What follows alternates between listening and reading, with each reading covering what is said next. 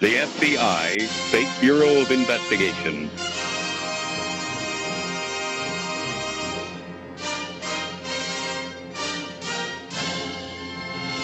The FBI. FBI stands for Assembling Bureau of Incompetence. Forever botching investigations. Failed before inquiry. Federal Bureau of Ineptitude. Federal Bureau of Incompetence. Frequently botched intelligence. Fictional Bureau of Investigation. Forgotten by intelligence. Assembling Bunglers Incorporated. Federal Bunch of Idiots. Futile Bureau of Inaction. Finding blame instantly. Forever behind information. Fools blundering intensely. Follow, botch, invent. Frequently baffled individuals. Federal Bureau of Inconvenience. And last but not least, my most favorite, thoughts before investigating. The FBI State Bureau of Investigation.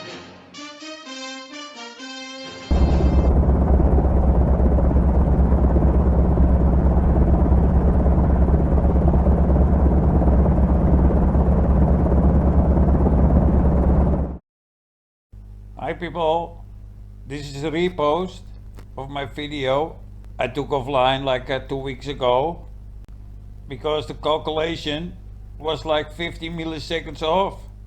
Not that it does matter for the outcome because the sound of the shot still comes before the impact.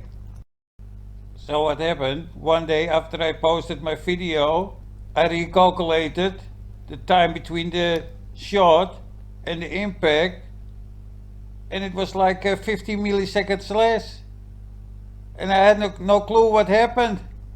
Anyways, to make a long story short, I had two versions installed, and the older version gave the wrong measurements. And since I like to do things correctly, I just had to disable my video. According to the story, we have a shooter on the roof and a target on, let's say, 128 meters, 419 feet, and the so-called shooter used a rifle, a Mauser, and the bullet had a missile velocity of 850 meters a second. That means the bullet hits the target in about 150 milliseconds. And it takes about 370 milliseconds for the sound to reach the target. And that means if you are in the area of the target, then you always should see the impact first. And then the sound come after it, not the other way around. Let's have a closer look. First we check if the video is in sync with the sound. I will play this video in slow motion. Not counting gang violence. Not counting gang violence. Now we play it in normal speed. Not counting gang violence. Not counting gang violence. Not counting gang violence. We can see the video is in sync with the sound. And now we are going to load it in the Vegas Pro, which have more precise measurements than my Filmora app. I loaded the video in a correct version of Vegas Pro this time. I set the time ruler on 0 on the moment we hit the shot.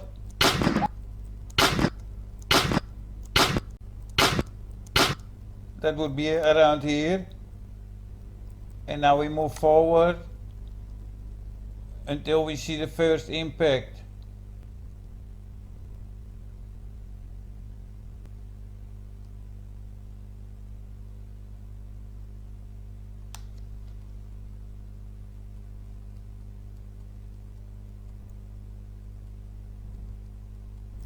That would be around here. And that is 125 milliseconds. Instead of the 171 I calculated the previous time. It doesn't matter if we see the impact 125 milliseconds or 170 milliseconds later. The fact is that we see the impact after we hear the shot. And that is impossible unless you have a weapon with slower muzzle velocity compared to the speed of sound. This is what happened in the real world. We have the sniper, this red dot is the target, and the red dot on the right with the speaker is when the sound hit the target. So the bullet hit the target at 150 milliseconds, and then the sound hit the target after about 370 milliseconds. But what we measured was this, and it is off by like 300 milliseconds, or almost a third of a second. In real world physics, that is impossible, unless the gun or rifle produced a muzzle speed just over 200 meters per second, while the speed of sound is like 340 meters a second. The guy with the camera was filming from about 5 meters, maybe 6 meters, so we can more or less neglect that sound difference from Charlie to this camera. So here is the guy with the cap. In front of him is another guy with blonde hair and a cap and letters on his shirt, and we can see that here. Cap, shirt, so that's like 5 meters. I made this 3D model to see who is full of shit and to model up people's theories. The last one I heard, there was a shooter here in between this crack. But I modeled it up to scale, and you cannot even see Charlie's tent from here. Jesus Christ. Because whether or not he shot through this crack right here, which again it looks very small on Google Maps right now, but it's actually like 1.5 to 2 feet wide. People who are there in person let me know that's actually much wider than it looks. And so if I'm a shooter and I want to stay out of the sight of everybody, I might be up against this wall here with a tripod, or I might just be prone out on the top of this and shooting over the top. But either way, this matches the bullet trajectory that is most likely for the exit wound where we saw in the front of Charlie's neck. Again, an entry wound would not be able to be seen very easily through any kind of blurry imaging or even a high resolution camera. It's going to be very hard in a shaded area with dark hair to pick up a bullet wound, entry wound in a hairy area. It's just the hair is going to cover it up. And again, this is something I want to recreate. So if you guys want to support that, please consider joining the Patreon and leaving a super thanks. So this clown is going to reproduce the shot on some ballistic gel, I believe, and he needs money for that. Are you going to the same location and shoot on the invisible tent and then make the impact appear after we hear the shot? After I saw this video, I sent this guy an email with one of my screen recordings of his supposed shooter location, and he didn't respond at all. I still believe that this is the most likely area of the shooter. And the next day, he did an interview with a guy that have 1.2 million subscribers and telling the same bullshit about this location. But there's one particular location which I point out on my channel, which is directly to his back right. There's a little, probably a foot wide crack between the buildings, between the balcony and the balcony that I originally had alleged the shooter might have been on. Again, I was just spitballing there in that video. I should have used more clear terms. But that is the spot I think would be most advantageous because you're shooting through a crack. To make that shot with the rifle with your claimed supersonic muzzle velocity, you should be on the ledge here, or the edge, whatever this is called.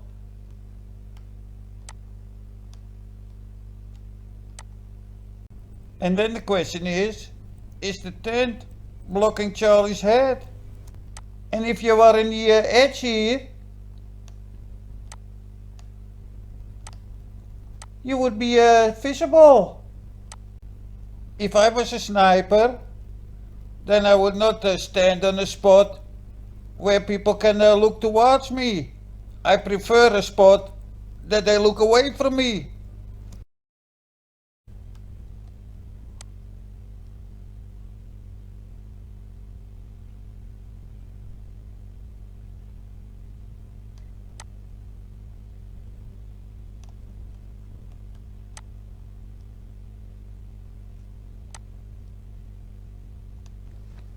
And it lines up with the bullet trajectory that I believe happened. I believe that Charlie was shot still in his back right. My theory right now, again, and I am very willing to change my mind. I'm very open-minded, okay? Ah, you're very open-minded, but you keep pushing your retard idea that I have proved wrong. My theory currently, based off of what I'm seeing, the most likely scenario for what could have happened to Charlie Kirk. Why are you sharing your theory with people if you not have checked the smallest details like I did? You must keep your ideas and your theories for yourself instead of sharing them with the sheep, Einstein. So my most likely theory, the one that I'm leaning towards most, the one that I'm going to attempt to recreate, is that he was shot in this back right from that perch top that I was talking about. I like to see how you shoot through a building and make the sound come before the impact. Good luck, clown. The other thing is, I think it's very clear we hear a supersonic crack, which would mean that the projectile, whatever it is, would have to be traveling faster than the speed of sound, which is around 1,150 feet per second, depending on your altitude, so on and so forth. So I'd have to look up UVU campus and figure out what supersonic speeds are up there. As if that is important for your demonstration. Are you going to change the air pressure? I can tell you the difference between sea level and the elevation of Utah is like 1,400 meters. And the difference in the speed of sound is like 5 meters per second. With a temperature of 23 degrees Celsius. Let's pretend this theory is true. And the distance to the target is about 48 meters. And then the sound travels like 2.1 milliseconds slower at 1400 meter altitude. I wonder why that 2.1 milliseconds is so important for him. Yeah, that sounds interesting in the ears of the sheep. If you talk about elevation and temperature and the speed of sound, but you are not going to use it for anything, you clown. Why is that 2.1 milliseconds so important for your bullshit? Where the sniper would have been set back, out of sight from everybody, is that he was shot in his back right, probably somewhere near the base of his skull, at the base of his hairline. And that bullet traveled down through his neck, causing that cavitation that we saw throughout his neck and his upper chest area. Hook-nosed clown comedian. He looks like a hook-nose and a comedian. This guy is in for the money, for the views, for the clicks, or just fooling the sheep with retard theories. So these guys play almost every day with weapons, but not point out what I'm pointing out. I emailed several of these YouTube clowns with big channels and showed them their theories that they push on the people are totally wrong. But none of them have responded.